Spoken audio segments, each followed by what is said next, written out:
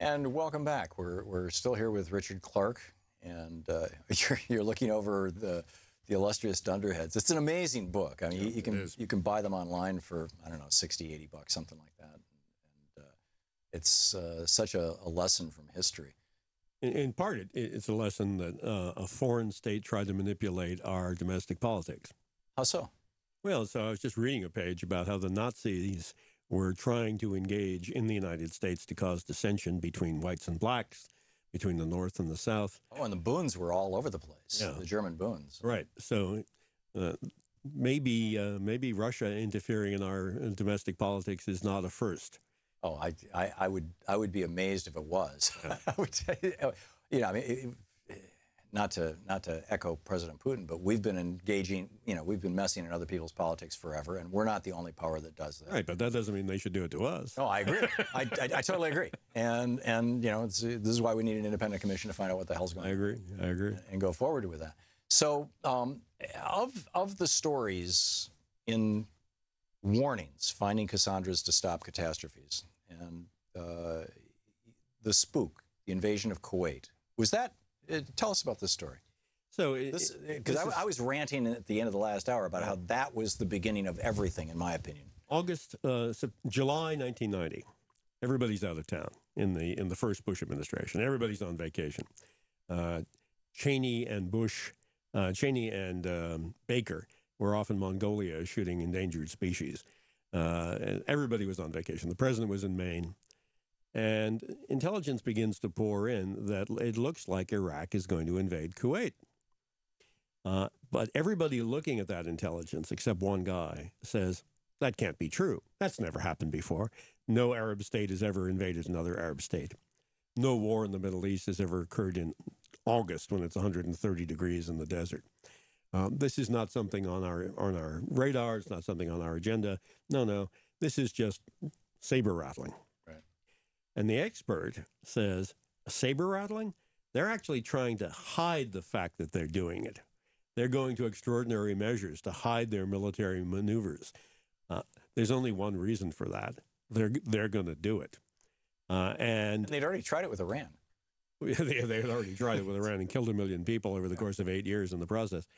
At that point in time, had the president, we now know, because finally Saddam Hussein was interrogated, and we know what he said. If the president of the United States had called him that last week in July and said, Saddam, don't you dare think about invading and occupying another country, he wouldn't have done it.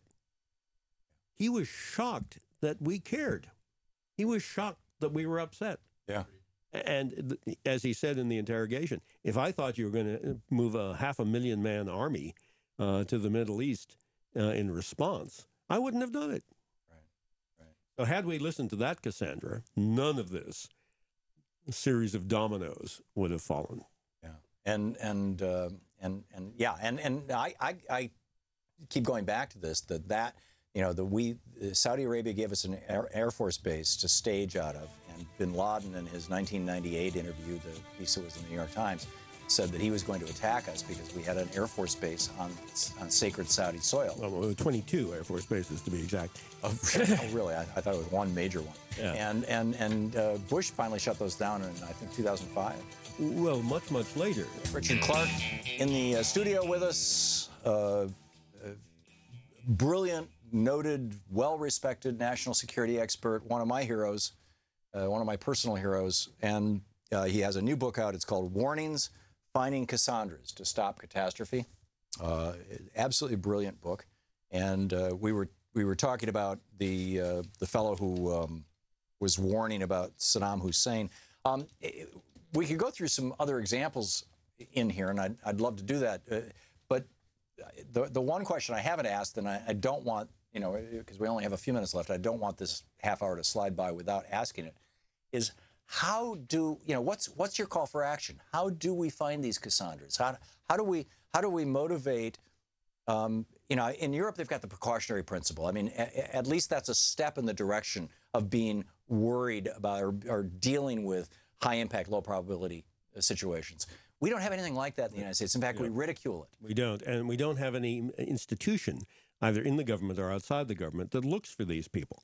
And if we only rely on experts in the field, experts in whatever field is involved, they always reject these guys. Why? Because the Cassandra is the expert who sees it before they do, before the other ones do.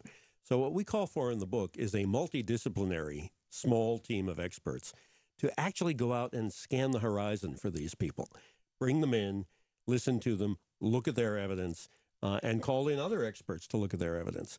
We're also calling for people who think they know of a Cassandra to tell us, and we'll try to get them some publicity. So are you suggesting that, like, the government should create a cabinet-level office of threat assessment? Not necessarily cabinet level, but, a small office of threat assessment that can look across all kinds of threats. Interdisciplinary. If you know of a Cassandra, an expert in the field, predicting a disaster and being ignored, tell me. And go to findingcassandra.com and tell me, and we will try to give them publicity. You have that website? We do, findingcassandra.com. Oh, really? Yeah. So you're actually putting into place your own suggestions. Well, no one else will, right? So I think that's brilliant. We're starting out. We're going to put a panel of experts together, and if listeners think they have an expert in a field who is warning about a disaster and is being unheeded, let me know. Well, let me give you one to start with. Professor Peter Wadhams. I interviewed him last week in San Diego, and he's very concerned about. Here's his. I can give that to you later, but I want to make a copy of it. But very concerned about. He's the world's leading expert on sea ice, and what he's saying is that the loss of albedo from the open ocean is being estimated as 15% of industrial emissions. He said it's actually 50%. And it's going to have massive impact. It's going to be triggering within the next decade, triggering these feedback loops.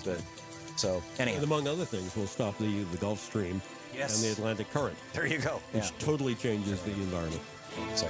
You're listening to the Thom Hartmann Program. Call 202-808-9925. So get the book, Warnings, Finding Cassandras to Stop Catastrophes, Richard Clarke, and check out warningsbook.net and findingcassandras.com. Thank you.